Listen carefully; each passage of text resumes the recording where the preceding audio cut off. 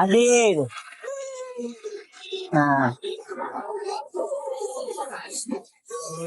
வணக்கம், தமிழ் பயணிக்க வாருங்கள். அவங்க சக்தியில் பேசுறேன். இன்னைக்கு நம்ம பார்க்க போற இடம் பாத்தீங்கன்னா மருதீஸ்வரர் அப்படின்ற ஒரு சிவாலயத்தை நம்ம போறோம்.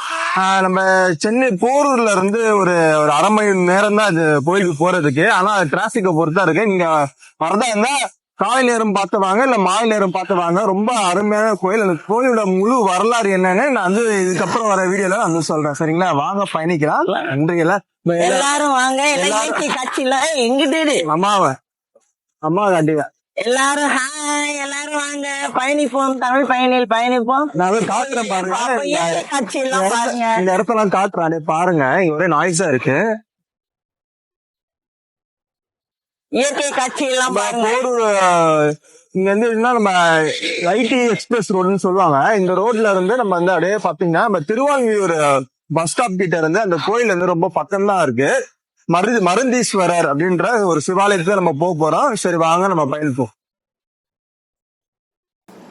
இப்போ பார்த்துட்டு இருக்கீங்க இல்லையா, இதுதான் இந்த மருந்தீஸ்வரன்ற திருக்கோயில். இதுதான் பாருங்க, ரொம்ப அழகான ஒரு கோயில். திருவான்மியூர்ல இருக்கு இந்த கோவில்.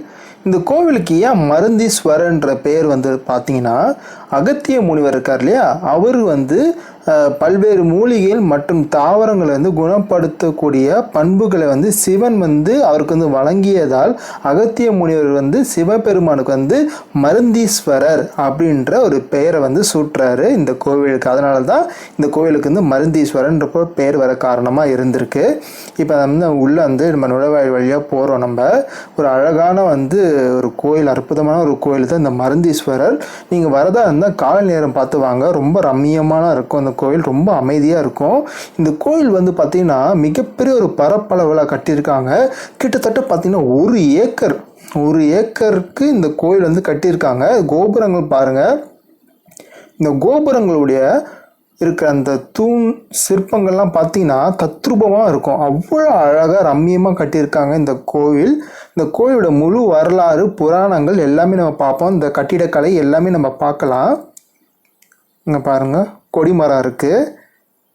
எவ்வளோ அழகான ஒரு கோயில் தெரியுங்களா. இது ரொம்ப அமைதியான ஒரு கோயிலாக இருக்கும். நீங்கள் காலை நேரம் போனீங்கன்னா உங்கள் மனசுக்கும் ரொம்ப ரம்மியமாக இருக்கும், ஒரு மகிழ்ச்சியாக இருக்கும். ஒரு அமைதி தரக்கூடிய கோயில் தான் இந்த மருந்தீஸ்வரர் கோவில். இந்த கோயிலுக்கு வரவங்களுக்கு யாராவது வந்து பார்த்திங்கன்னா உடம்பு முடியாமல் இருக்கும் இல்லையா, அவங்க வந்து இந்த கோயிலுக்கு வந்தாங்கன்னா அவங்க உடலில் உள்ள பிரச்சனைகள் எல்லாமே தீருன்ற ஒரு நம்பிக்கை இருக்குது இந்த மருந்தீஸ்வரர் கோயிலுக்கு வர்றதுனால. அது மட்டும் இல்லாமல் இந்த ராமாயணத்தை எழுதிய வால்மீகி முனிவர் இருக்கார் இல்லையா, இந்த கோயிலுக்கு வந்து சிவனை வந்து வழிபட்டதாகவும் கூறப்படுது. வால்மீகி முனிவர் வந்து இங்கேருந்து அருள் பாலித்ததால் இந்த திருவால்மீகியூர் என்று அழைக்கப்பட்டதாக நம்ம சொல்கிறாங்க. இப்போ இருக்குல்ல திருவான்மியூர், அப்போ வந்து இது வந்து திருவால்மீகியூர் என்று அழைக்கப்பட்டதாக சொல்கிறாங்க.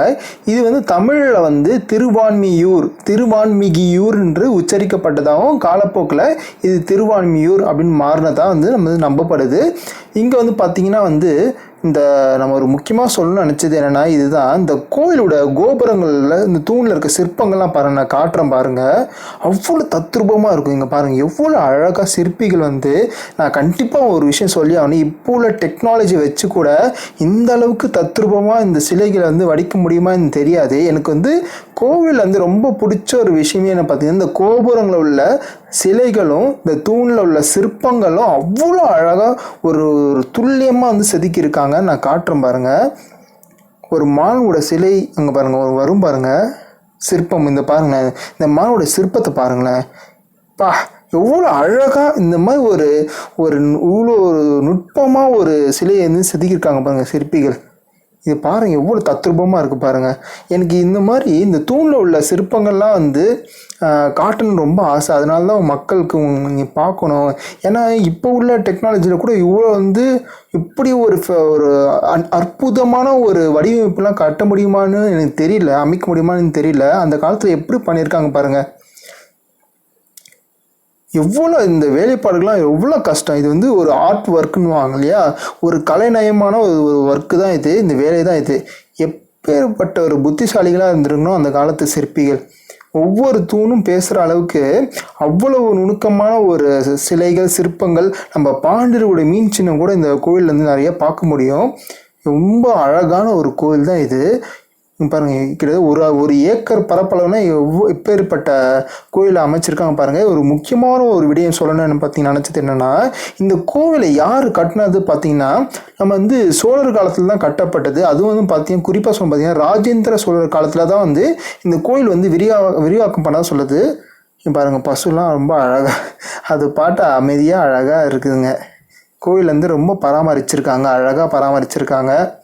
ரொம்ப கோவில் வந்து ரொம்ப அற்புதமான ஒரு கோயிலாக இருந்தது. இந்த கோயில் வந்து பார்த்திங்கன்னா லிங்கம்லாம் பார்த்திங்கன்னா சுயம்பு லிங்கமாக தோன்றதாக வந்து சொல்லப்படுறாங்க. இந்த மருந்தீஸ்வரர் சிவலிங்கம் வந்து ஒரு சுயம்பான ஒரு லிங்கம். அதாவது இந்த கபாலீஸ்வரர் கோயில் மாதிரி இந்த கோயிலும் வந்து லிங்கம் வந்து சுயம்பாக உருவானதாக வந்து நம்ம வந்து சொல்லப்படுறாங்க.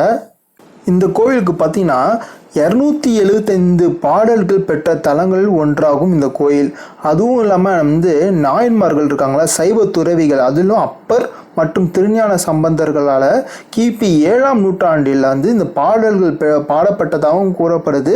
கிபி 11ஆம் நூற்றாண்டில் சோழ மன்னர்களால் இந்த கோயில் வந்து பரவலாக விரிவாக்கப்படுத்தப்பட்டதாக சொல்கிறாங்க. பாருங்கள், பறவைகள்லாம் காலை நேரத்தில் பார்த்திங்கன்னா மனசுக்கே அப்படியே ஒரு மகிழ்ச்சியை தரக்கூடியதாக இருக்கும். பாருங்கள், எவ்வளோ சூப்பரான ஒரு காட்சி இது, அருமையான ஒரு காட்சி. இதெல்லாம் கண்டிப்பாக நீங்கள் எல்லாருமே இந்த கோயிலுக்கு காலை நேரம் பார்த்து போங்க. நான் கண்டிப்பாக சொல்கிறேன், இந்த கோயில் ரொம்ப அழகான ஒரு கோயில். உங்கள் மனசுக்கு நிஜமாகவே ஒரு மகிழ்ச்சி தரும், ஒரு அமைதியை கொடுக்கும் இந்த கோவில். பாருங்க, அழகான ஒரு கோபுரங்கள், மனசுக்கே ஒரு சந்தோஷமாக இருக்குது இந்த கோயிலெலாம் போகும்போது. எப்பேற்பட்ட நம்ம வந்து மாமன்னர்கள், சோழ மன்னர்கள்லாம் வந்து இந்த கோயிலை வந்து நமக்கு பொக்கிஷமாக வந்து கொடுத்துருக்காங்க. ரொம்ப ஒரு பசுமையான ஒரு கோயிலாகவும் இருக்கும் இந்த கோயில். இந்த கோயில் வந்து பார்த்திங்கன்னா ராஜேந்திர சோழன் காலத்தில் 11ஆம் நூற்றாண்டை சேர்ந்த திரிபுர சுந்தரி அம்மன் சன்னதியில் கல்வெட்டுக்களை வந்து நம்ம காணலாம். இந்திரன் சாபத்தை போக்கிய லிங்கமும் இங்கே இருக்குது. பரத்வாஜர் பூஜை செய்த லிங்கமும் இங்கே இருக்குது. மார்கண்டேயர் சிவனை தவம் செய்து பிரார்த்தனை செய்தார். இங்கே பிரம்மா இங்கு சிவனுக்கு ஒரு விழாவே வந்து நடத்தியிருக்காரு. காமதேனு புனித பசு சிவலிங்கத்தின் மீது பாலால் அர்ச்சனை செய்ததாகவும் நம்பப்படுது. அதனால தான் இங்கே வந்து பார்த்திங்கன்னா நிறைய பசுக்கள் கூட்டம்லாம் நிறைய இங்கே வச்சுருக்காங்களோ என்னவோ தெரியல. இது மாதிரி நிறைய இந்த கோயிலுக்கு வந்து நிறைய வந்து ஒரு விஷயங்கள் வந்து அடங்கியிருக்கு. இந்த கோயில் வந்து பார்த்திங்கன்னா பல்லவ வம்சத்தில் வந்து ஒரு பகுதியை கொண்டதாகவும் சோழர் கலையையும் கொண்டதாகவும் நம்பப்படுது. இந்த கோயிலுக்கு 2 நுழைவாயில்கள் வந்து இருக்குது. ஒன்று வந்து கிழக்கு கடல் சாலை, இன்னொன்று மேற்கு தொலைவிலிருந்து இந்த கோவிலுக்கு நம்ம வரலாம். இந்த கோயில் வந்து 5 நிலை கோபுரங்கள் வந்து கொண்டது உள்ளது. பாருங்கள், இந்த கோயில் வந்து ரொம்ப ஒரு பசுமையானவும் இருக்குது, ஒரு மிகப்பெரிய பரப்பளவும் இருக்குது. இந்த கோயிலில் வந்து பார்த்திங்கன்னா விநாயகருக்கும் ஒரு சன்னதி இருக்குது, முருகப்பெருமானுக்கும் சன்னதி இருக்குது. நிறைய சிலைகளை நம்ம வந்து பார்க்கலாம், நிறைய தெய்வங்களை இங்கே வந்து நீங்கள் பார்க்கலாம். இங்கே வந்து சிவலிங்கம் வந்து ஒரு சுயம்பு லிங்கமாக இருக்குது, நான் ஏற்கனவே சொன்னது போல். அதனால் பார்த்திங்கன்னா நீங்கள் இந்த கோயிலில் வந்து பசுவோட பால் வந்து பார்த்திங்கன்னா ஒரு கலப்படம் இல்லாத தூய பசுவோட பால் தான் இந்த கோயில் லிங்கத்துக்கு வந்து அபிஷேகமாக வந்து பயன்படுத்திட்டு வராங்க. கடந்த 11 ஆண்டுகளாக வந்து இங்கே திருமுறைகள் வந்து பாடும் ஒரு திருமுறை மண்டபம் வந்து அமைச்சிருக்காங்க. தியாகராஜர், மருந்தீஸ்வரர் மற்றும் நடராஜர் ஆகிய 3 வடிவங்கள் வந்து சிவனோட சிலையை வந்து கொண்ட சிவனின் சன்னதியும் இங்கே இருக்குது. கடைசி சன்னதி வந்து மருந்தீஸ்வரர் துணைவியாக இருக்காங்க, திரிபுர சுந்தரி தேவிக்கானது. இந்த நான் சொல்ல நினச்சேன், இந்த ஓவியங்கள்லாம் பாருங்களேன், ரொம்ப அழகான ஒரு ஓவியமாக இருக்கும். இது பார்க்கவே எனக்கு ரொம்ப ஆச்சரியமாக இருந்தது. எப்படிரா இப்படி வந்து ஒரு ஓவியத்தை வரைஞ்சாங்கன்னு பாருங்கள், அழகான ஒரு ஓவியம். சிவனும் பார்வதி இருக்கா மாதிரி இங்கே பாருங்கள். சிவன் வந்து பாருங்கள், பார்வதி அம்மா ஆண்டாள் தாயின் கைப்பிடிச்சி கை கோர்த்து இருக்க மாதிரி இருக்குது. காமதேனு இருக்குது. காமதேனு வந்து பாருங்கள் சிவனுக்கு வந்து பாலால் வந்து அபிஷேகம் செய்கிற மாதிரி இருக்குது. பாருங்கள், கண்ணப்பன் நாயனாரும் இருக்கார். இதை பார்க்குற மக்களுக்கும் எல்லா புண்ணியங்களும் வந்து சேரட்டும். சிவன் வந்து தரிசிக்கிறதே ஒரு மிகப்பெரிய ஒரு பாக்கியம். நம்ம இது மாதிரி அடுத்த இன்னொரு தமிழ் பயணி காலையில் இன்னொரு நம்ம வந்து கோயிலோட தொடர்களை வந்து பார்க்கலாம். இன்னும் நிறைய வரலாறுகளை பார்க்கலாம். நம்ம வந்து சேனலுக்கு எல்லாம் சப்ஸ்கிரைப் பண்ணுங்கள், ஷேர் பண்ணுங்கள், நம்ம எல்லாருக்கும் பகிருங்க. சரிங்களா? ரொம்ப நன்றி.